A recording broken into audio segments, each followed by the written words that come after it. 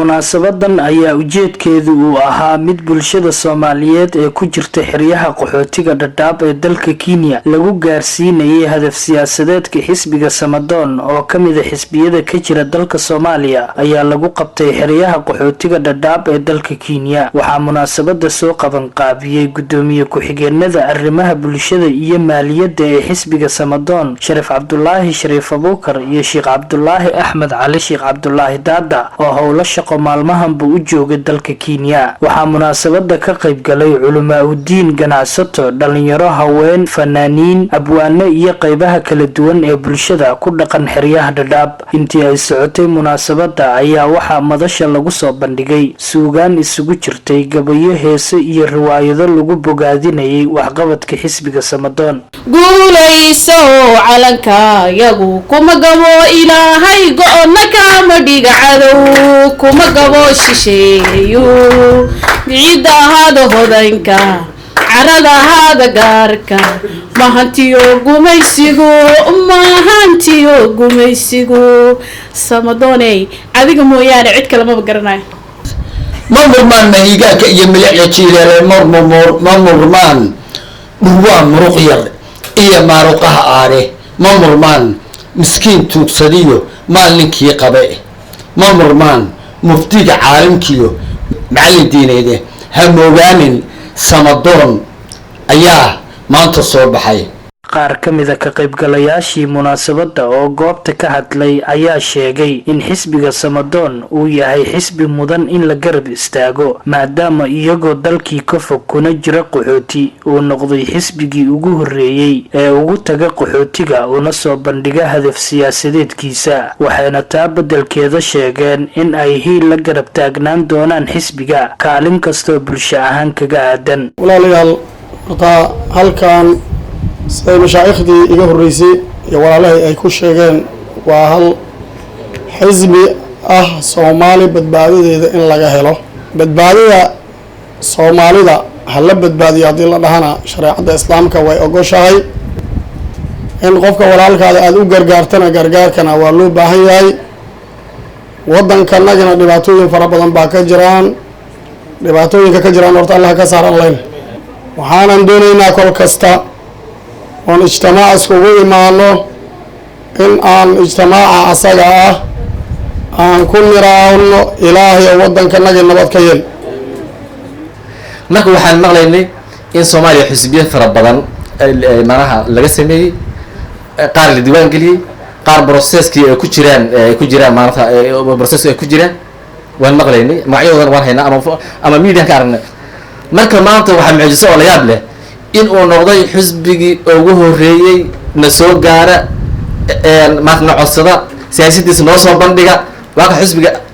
himiladiisa ujeedooyinkiisa istiraatiijiyadiisa wuxuu aaminsan yahay waad akhrisan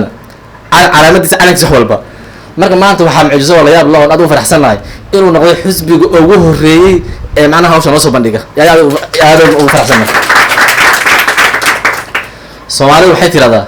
walaalka Roomi kala horeyn mooyeen kala macaan male. macnaha laba qof walaalka hadaba kii ku soo horeeya idan bari macnaha la yiraahdo xisbi kale la yiraahdo yaani hid walaal walaga soo horeeyay yaa kuma fila. marka xisbiga nasiibkiisa baqiya macnaha uu xisbi ugu horeeyay ganacsato, culimo oo diin, dhalinyaro, aqoonyahan, nooc walba wariyaal, saxaafad kulmiyay siyaasadii ka gabay. haday noqoto xagga aragtida waan dhiiri gelinaynaa, waan soo dhaweynaynaa, hiil iyo hoob aan la garab taaganahay. hadday noqoto kamid noqoshada kulla shakhsiyan aan magaciisa qanciyayba magaciisana waa arkaa calankiisa wixisa hadafkiisa siyaasadiisa waan akhriyay laga bilaabo maanta kamid baana insha allah wala maasantiisa calaykum warahmatullahi wabarakaatu. marka maasha allah maanta maadaama laygu martiqaado munaasabadan xalfadan aad u quruxda badan ee Samadoon maasha allah aad iyo aad ayaa horta maasha allah magaceedu u maqli jiray waxtarkeedana waa maqlay waayo waxay ka shaqeysaa nabadgelyada biiska waxay isu keentaa ururinta iyo dhalinyarada iyo isdhexgalka bulshada maasha allah waxaan leeyahay hor u soco dadaalkaagana sii wado ilaahay la garab galo anagana waxaan nahay garabkiina insha allah hadii ilaahay yiraahdo. xisbiga hadda la abuurin xisbi macnaha oo aytiinkiisa dambe wanaag dalka annaga ilaahay ka dhig dadweynaha sharafta leh dhalinyarada walbarashada meelaha diiwaanaha hor leh insha allah dalkeena Soomaaliya calankeena buluuga ala noo ayido calankaas buluuga ala kor ala ka dhig calankaas buluuga kor ala ka dhig calankaas kor ala ka dhig calankaas kor ala ka dhig xisbiga oo hadda la aasana insha allah ki dalka guuleysay alla gawal ki dalka guuleysay ilaahay gawal أنا والله دليلت حردا حاجة ده فتي الجروب كان مع حسبيا سمادون آد بأسود دوينينا إن هذه أنا قاعد أضيع مثلا حريها حاجة ده وبرتانا كلام هي فتي دمان حريه كلام وحن هم يقولوا إن هاي ما كأخبار لكن إن وضع كنا يقول عنه سي عندك كنا يهرمر جالسينه لكن ما هو بهالليل وضع ما أنت عن وضع إله وضع عنه وضع كنا يقول أهلين إنها أنا مدامات حسبيا ونور سيري ونتصير وضع عنه وضع كنا يقول كنا يودين تنادي عن كل كمرنا وش كمرنا أنا أهمتي ده حسبيا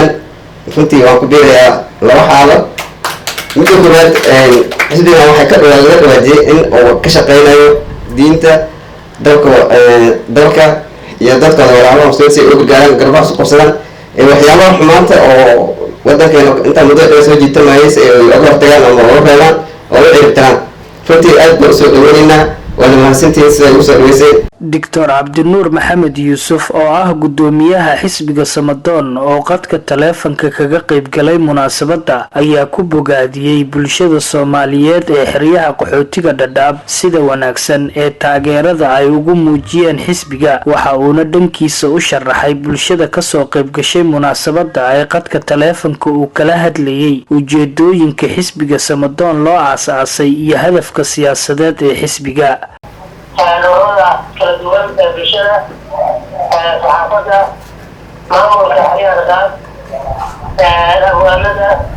يتمنى سقط بالشعب تاجرنا السلام عليكم ورحمة الله وبركاته. وعليكم السلام ورحمة الله تعالى وبركاته. سلام كثير قد العصر عدوية هي تنقل الحدود وخارجها وتاريخها وأنت إن شاء الله وبارك وبارك وبارك كان حزبي سمادون هذه الوقوف أحسن إلى نقاط أفضل شعبي تيرونتي أروكو أضياء طلعية مدلع حزبية مدلع دمارة إلى حزبية وعلى ذلك هذا هو معتدين جزاكم الله خيرا سلام كثير حزبي سمادون صار 3 عام وحزب الصوماليات والصومالي ذا ضعيف وعاشرتي صار كيمان أجمل كيمان وهي وحزب الرباط إنه إما قرامة اللغة الدارية ذاك أثرين مثال القمرية يدين تعرفين مثل الجيل يتلك تعرفين وعقود عين حزب الرباط الداريوية ذاك وحاول نوع رسام وخطر ورسوب عرفين هذا سكري من الشيبة ورسوب عرفين وحقيقة وعمارة نخلق جارو سماكم يقوم بتأثير جارو حقيقة وحاطة كامل الدولة الله يهلم الصومالي يليرانو إذا ذكرت الدولة قارة أفريقيا هي حقيقة بعد ذلك وقت وعقو صورة سنوك الحقيقية أفكار تدير دولة كيري الصومالي يتلعب جرين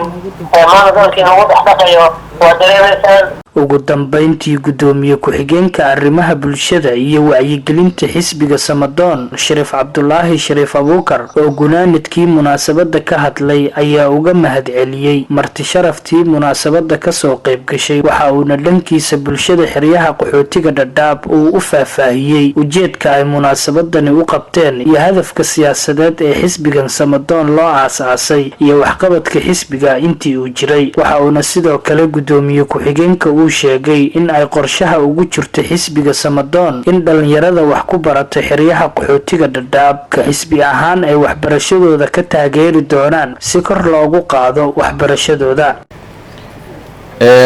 waad mahadsantihiin intaa kadib maadaama xilligu uu kulul yahay waxaan doonayaa in yar inaan idinla wadaago xisbiga runtii waxaan nahay dad Soomaali ah ilaahay nagu nabad yeelay dhulkan aan joogno waddankanagana waa aragtaan waxa ka dhacayo xisbiga Samadoon waa xisbi siyaasi ah ayna aasaaseen dad ka soo kala jeeda shanta Soomaaliyeed